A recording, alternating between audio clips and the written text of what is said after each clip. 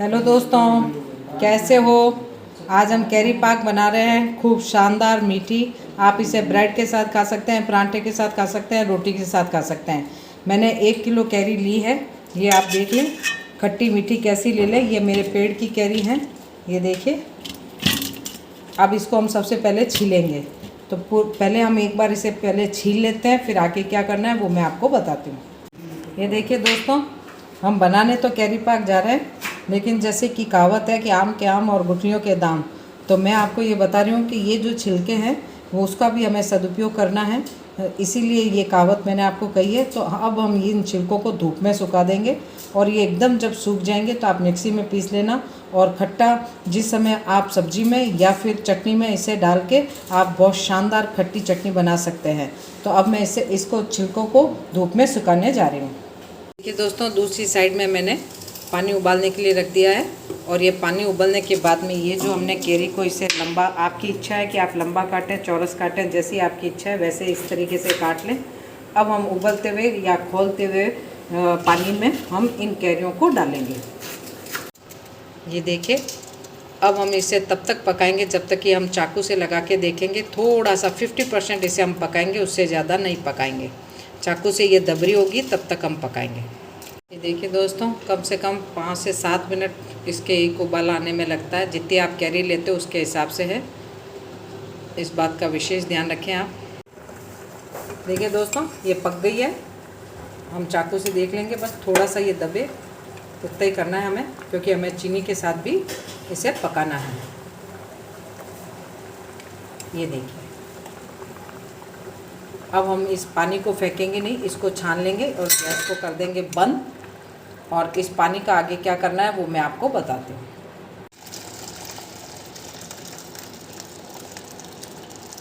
देखिए दोस्तों, अब ये कैरी हम वापस इसमें डाल देंगे जो हमने, और अब मैंने इसके अंदर, आप चाहें तो गुड़ ले सकते हैं, आप चाहें तो चीनी ले सकते हैं, आप चाहें तो मिश्री ले सकते हैं। मैंने धागे वाली मिश्री ली है और इसे कूट लिया है, और अब मैं इसके अंदर इसे डाल दूँगी। और डालने के बाद आध पौन घंटा के लिए आप इसे रख दें। इस जो ये गरम और कैरी का जो पानी है, चीनी अपने आप पानी छोड़ देगी, जिससे आपको कम पकाना पड़ेगा। तो अब हम इसे रख देंगे आधे घंटे के लिए, मिश्री सारी पिघल जाएगी और उसके बाद हम पकाएंगे। और इसी के अंदर हम थोड़ी केसर भी डाल देंगे और इलायची का पाउडर भी डाल देंगे, जिससे अच्छा स्वाद आए और अच्छा कलर आए। दोस्तों, मिश्री सारी पिघल चुकी है, तो आपका काम कम होगा। अन्यथा आप अगर एक तार की चाशनी, इसमें एक तार की चाशनी चाहिए, तो अगर आप एक तार की चाशनी अलग से बनाते और उसमें डाल देते तो आपको पानी डालना पड़ता, बहुत सारी समस्याएं खड़ी होती। शॉर्टकट का काम बता दिया मैंने आपको। इसी आम की गर्मी से ही मिश्री सारी पिघल चुकी है।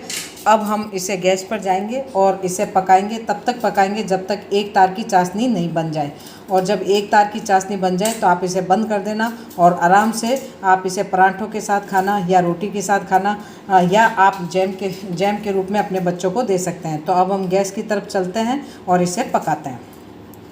अब दोस्तों, हम इसे पकाएंगे, और तब तक पकाएंगे जब तक एक तार की चाशनी ना हो जाए। बीच बीच में आप हिलाते रहें। आपको ये विशेष रूप से ध्यान रखना है कि इसे बनाते समय आपको, चाहे आप उबाल रहे हो, चाहे आप इसे चीनी में पका रहे हो, आप इसे स्टील के बर्तन में ही पकाएं, ना लोहे के और एल्युमिनियम के ना करें, क्योंकि इसका स्वाद बिगड़ जाएगा। इस बात का विशेष आप ध्यान रखें। देखिए दोस्तों, क्या कलर आया इसके अंदर। अब हम एक तार की चाशनी कैसे देखते हैं वो मैं आपको बताऊंगी कि कैसे देखते हैं। ये देखिए, यह आने लग गई है एक तार की चाशनी। बस अब इस जगह हम बंद कर देंगे। अगर आपने ज़्यादा पका लिया तो कैरी सख्त हो जाएगी और वो आपको मज़ा नहीं आएगा। ये देखिए, अब देखिए दोस्तों, हम इसके अंदर नींबू का रस डाल रहे हैं। वैसे नींबू का रस डालने की ज़रूरत नहीं है, लेकिन आपको लंबे समय तक इसे रखना है, तो आप, ये प्रिजर्वेटिव का काम करता है नींबू का रस, तो ये आप इसके अंदर थोड़ा सा डाल दें।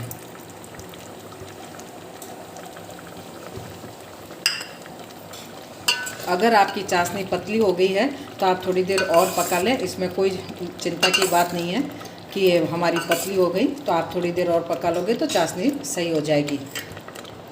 अब ये बन के तैयार हो गई है। अब मैं आपको उतार के दिखाती हूँ। दोस्तों, क्या शानदार कलर आया है कैरी पाक का, जो मैंने आपको कहा था। अब फिर मैं आपको बता रही हूँ किन किन बातों का ध्यान रखें। सबसे पहले आप जितनी कैरी ले रहे हो 1 किलो कैरी में 750 ग्राम आपको चीनी, गुड़ या मिश्री लेनी है। मैंने इसमें धागे वाली मिश्री ली है क्योंकि ये विटामिन सी से भरपूर है, तो आप इसे आराम से खाइए और बच्चों को खिलाइए। और नंबर 2, जो हमने इसके छिलके उतारे हैं आप इसे बाहर धूप में सुखा दें, जिसमें आम चूरन बन जाएगा उसका।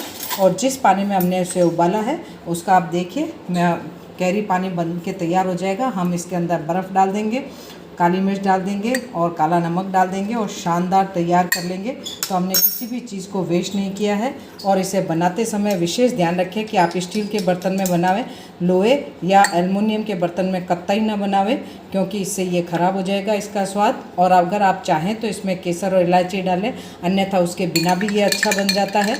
तो इस छोटी छोटी बातों का ध्यान रखोगे तो बहुत अच्छी बनेगी। और इसमें 1 तार से ज़्यादा नहीं होनी चाहिए, क्योंकि अगर 1 तार से ज़्यादा ये चीनी पक गई तो आपकी कैरी जो है वो सख्त हो जाएगी, खाने में मज़ा नहीं आएगा। तो आप 2-3 छोटी छोटी बातों का ध्यान रख के ये कैरी पाक बनाइए, जो आप पराठों के साथ खा सकते हैं, बच्चों को ब्रेड के साथ दे सकते हैं, खूब अच्छी लगती है। तो हमने इस तरीके से तो ये कैरी का पानी बना लिया और दूसरी साइड में हमने ये कैरी पाक बना लिया। तो आप इसका क्या नाम देंगे आप मुझे बताइए। अगर आपको मेरे द्वारा ये जो कैरी पाक बनाई गई है वो पसंद आई है तो आप मेरे चैनल को लाइक करें, सब्सक्राइब करें, शेयर करें। धन्यवाद।